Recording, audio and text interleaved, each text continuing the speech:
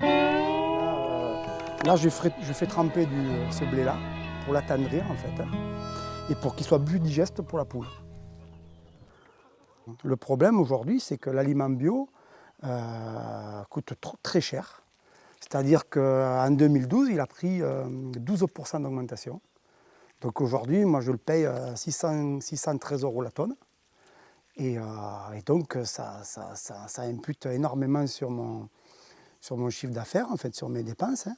Et donc je cherche des alternatives.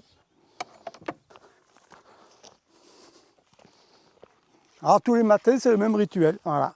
Ça démarre à 6 h. J'ouvre les poulaillers, je remplis les mangeoires, je nettoie les abreuvoirs. Et vous allez voir qu'elles sont friandes. Alors, elles comprennent vite. C'est pas la peine de leur expliquer longtemps. Donc, je vais rentrer dans le parc. Il y a très longtemps que je voulais changer de métier. Et en fait, ça a été l'occasion. J'ai rencontré des agriculteurs, entre autres Louis Julien, qui m'a aidé en fait à trouver des terres. Parce qu'actuellement, même en 2010, c'était très compliqué de trouver des terres en location. Et grâce à lui, grâce à différentes personnes sur le secteur, j'ai trouvé 9 hectares. Et donc j'ai signé un bail à ferme. Et immédiatement, après avoir signé ce bail à ferme, j'ai su qu'il y avait 8 hectares attenants qui appartenaient à une autre famille de Cardets, qui était à la vente. N'ayant pas l'argent, j'ai fait appel à Terre de Liens. Terre de Liens ont étudié le projet. Et le projet, en fait, c'était que si Terre de Liens achetait ces terres et me les louait, j'obtenais donc une superficie de 17 hectares. Et en fait, avec ces 17 hectares, ça me permettait d'être autonome au niveau du cheptel. C'est-à-dire que sur ces 17 hectares, il y avait 3 hectares prévus pour les parcours pour les poules. Donc il restait 14 hectares. 14 hectares divisé par 2, tout simplement parce que 7 hectares en luzerne, 7 hectares en céréales pour faire des rotations. Et avec 7 hectares, ça va me permettre de nourrir mes 500 poules pondeuses. 500 poules qui est mon but à atteindre pour 2014. Allez les galinettes! Mettre des arbres dans les parcs à poules, pour moi c'était une évidence, quoi.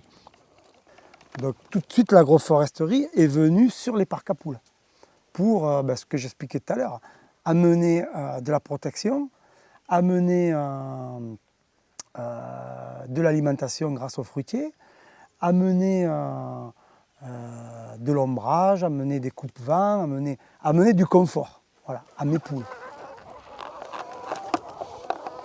Cette agroforesterie va amener aussi un capital bois qui va ramener financièrement, dans quelques dizaines d'années, un potentiel financier pour l'exploitant qui sera ici. Et aussi, toute cette végétation va amener du feuillage et tout ça va tomber au sol. Et là, on va se retrouver avec une quantité d'humus, quoi, qui va, pareil, faire repartir la vie au niveau des sols, qui va faire revenir les vers, en fait, tout le système biodiversité au niveau des sols.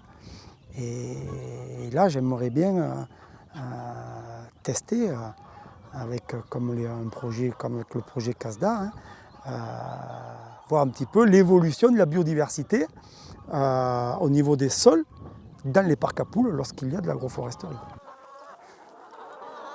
Alors après, il y a l'aspect environnemental, c'est-à-dire que moi j'aime les arbres, j'aime les endroits où il y a de l'arbre. Et je pense que quand il va y avoir les arbres qui auront 5 ou 6 ans au milieu des parcs à poules, ça va être magnifique, quoi. Parce que l'aspect, d'ailleurs vous avez pu le voir aussi sur les poulaillers qui sont un petit peu atypiques quand même. Pour moi l'esthétique, c'est important. C'est important parce que tous les jours, on n'est pas aveugle. Hein. Quand on ouvre les yeux, on a envie que la nature, que ce qui nous entoure soit beau. Et l'agroforesterie, les arbres, c'est beau, quoi. Puis c'est la vie, quoi. Donc ceux-là, en fait, c'est les plus jeunes. Elles sont arrivées au mois de mars. Doucement, doucement, doucement. Doucement.